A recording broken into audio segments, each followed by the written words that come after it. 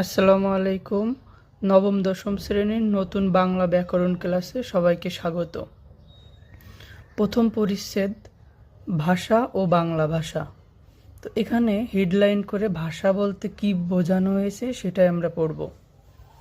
গলনালী, মুখবিবর, কণ্ঠ, জিভ, তালু, দাঁত, নাক প্রভৃতি প্রত্যঙ্গ দিয়ে মানুষ নানা রকম ধ্বনি তৈরি করে। এক বা একাধিক ধ্বনি দিয়ে তৈরি হয় শব্দ। শব্দের গুচ্ছ দিয়ে বাক্য গঠিত হয়। বাক্য দিয়ে মানুষ মনের ভাব আদান প্রদান করে। তো এখানে তোমাদের মনে রাখতে হবে মনের ভাব প্রকাশক এসব বাক্যের সমষ্টিকে ভাষা বলে। তো আমরা ভাষা বলতে কি বুঝলাম?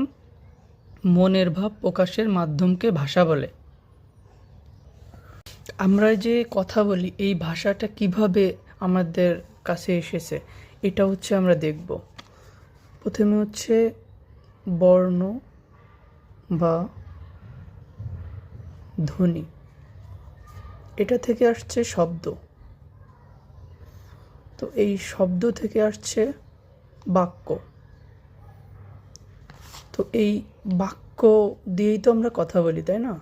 এই বাক্যের পরে হচ্ছে ভাষা। তাহলে ভাষার একেবারে ক্ষুদ্রতম একক হচ্ছে বর্ণ বা ধ্বনি। আচ্ছা, বর্ণ বা ধ্বনি বলতে কি বোঝায়? বর্ণ হচ্ছে যেমন ক, খ, মানে যেগুলো হচ্ছে আমরা দেখি অথবা লিখিত ভাষায় লিখি, যেমন লিখিত যে রূপ, লিখিত।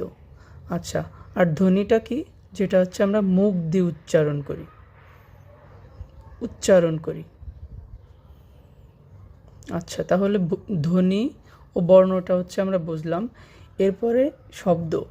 তো শব্দটা কি? এই যে এই ধ্বনি বা বর্ণ দিয়ে যদি যে কোনো একটা অর্থবোধক কোনো কিছু হয় সেটা হচ্ছে শব্দ। যেমন নাক, কান, মানে যে কোনো একটা শব্দ। এরপরে এই শব্দটা দিয়ে একটা বাক্য তৈরি হয়, সেটা হচ্ছে বাক্য। আর এই বাক্য হতেই ভাষার সৃষ্টি। তো ভাষার ক্ষুদ্রতম একক হচ্ছে ধ্বনি বা বর্ণ, আর বৃহত্তম একক হচ্ছে বাক্য। তো আমরা এক কথায় বলতে পারি মনের ভাব প্রকাশের মাধ্যমকে ভাষা বলে।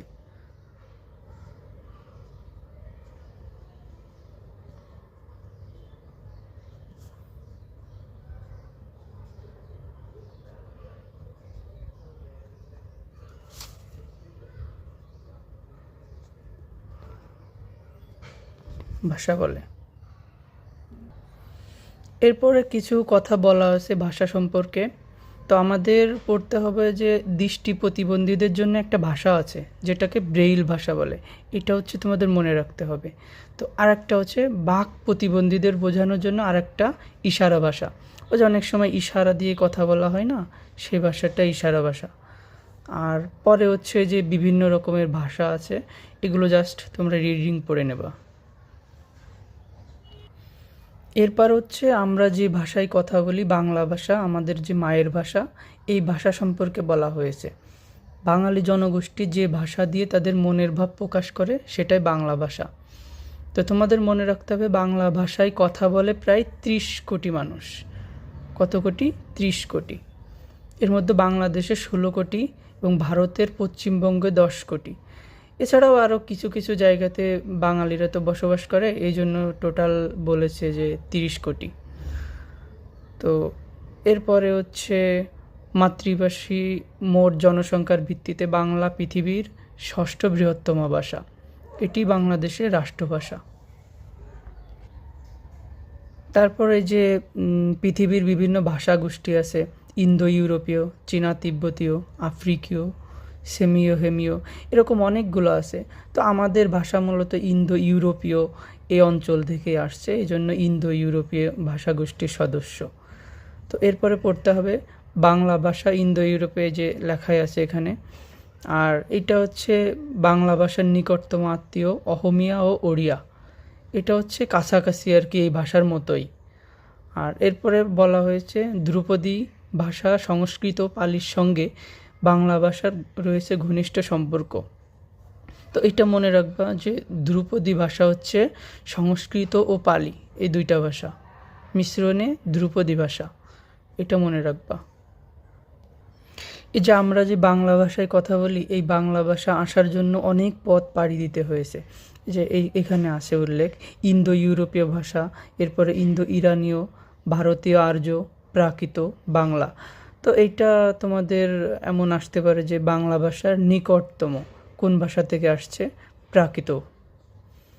আচ্ছা, আনুমানিক 1000 বছর আগে পূর্ব ভারতীয় প্রাকৃত ভাষা হতে বাংলা ভাষার জন্ম হয়েছে। আচ্ছা, এইটা তোমাদের আসার মতো খুবই গুরুত্বপূর্ণ। বাংলা ভাষার লিখিত রূপের প্রাচীনতম নিদর্শন চর্যাপদ। তো এই ভাষা সম্পর্কে আরও কিছু বলা হয়েছে। তো তোমরা মনে রাখবা যে অঞ্চল ভিত্তিক বিভিন্ন ভাষা আছে, যেমন সিলেটে এক ভাষায় কথা বলে, তারপরে অন্যদিকে চিটাগাংয়ে এক ভাষায় কথা বলে, এরকম এই ভাষাগুলোকে বলা হয় উপভাষা। এই যে আঞ্চলিক বৈচিত্র্যকে ভাষার উপভাষা বলা হয়, মানে আঞ্চলিক ভাষার অপর নাম উপভাষা। তো আমাদের যে বাংলা ভাষা, এর নিজস্ব একটা লিপি রয়েছে, এই লিপির নাম বাংলা লিপি। এই বাংলা লিপিতে বর্ণের সংখ্যা 50টি। ওই যে তোমরা পড়েছো না, অ আ, স্বরে আ এরকম, তারপরে ক খ ব্যঞ্জনবর্ণ 39টা, মানে এগুলোই আর কি। প্রায় 2500 বছর আগে উপমহাদেশে ব্রাহ্মী লিপির জন্ম হয়। এই ব্রাহ্মী লিপির পূর্ব ভারতীয় শাখা 10ম শতক নাগাদ কুটির লিপি নামে পরিচিতি লাভ করে। এই যে দুইটা লিপি ছিল, একটা হচ্ছে কুটির লিপি, তো বাংলা লিপিটা হচ্ছে এই কুটির লিপিরই একটি বিবর্তিত রূপ। আচ্ছা, এরপরে বলা হয়েছে বাংলাদেশের জীবনযাত্রার প্রায় সব ক্ষেত্রে বাংলা ভাষা ব্যবহারের বিষয়টি সরকারিভাবে বাধ্যতামূলক। এছাড়া ভারতের পশ্চিমবঙ্গ ও ত্রিপুরা প্রদেশের অন্যতম দাপ্তরিক ভাষা বাংলা। এটা তোমরা সবাই জানো যে পশ্চিমবঙ্গেও বাংলা ভাষায় কথা বলে। এরপরে কিছু অনুশীলনের এমসিকিউ আছে। আচ্ছা, এই যে বর্ণের সঙ্গে কোন ইন্দ্রিয়ের সরাসরি সম্পর্ক আছে? অবশ্যই জিভ। এই যে জিভ না থাকলে তো আমরা কথা বলতে পারি না, এই জন্য এটা জিভ। আচ্ছা, ব্রেইল ভাষা, ওই যে বলছিলাম ব্রেইল ভাষাটা কি?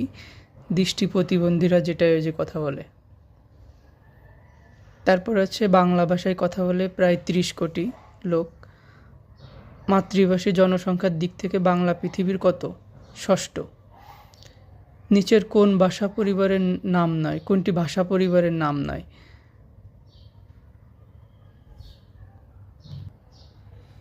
তো এখানে উত্তর হবে হচ্ছে দ্রাবিড়ীয়, কারণ এরা হচ্ছে একটা জনগোষ্ঠী, এরা ভাষা নয়। দ্রাবিড়, অষ্টিক, এরা হচ্ছে এক একটা জনগোষ্ঠী।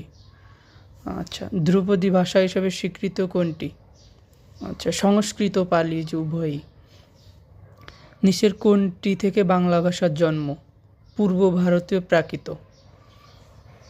আচ্ছা, বাংলা ভাষার প্রাচীন নমুনা পাওয়া যায় চর্যাপদে। বাংলা ভাষার নিজস্ব লিপি বাংলা লিপি। ভারতের কোন প্রদেশের দাপ্তরিক ভাষা বাংলা? ত্রিপুরা, আর একটা হচ্ছে পশ্চিমবঙ্গ। ধন্যবাদ সবাইকে। আসসালামু আলাইকুম।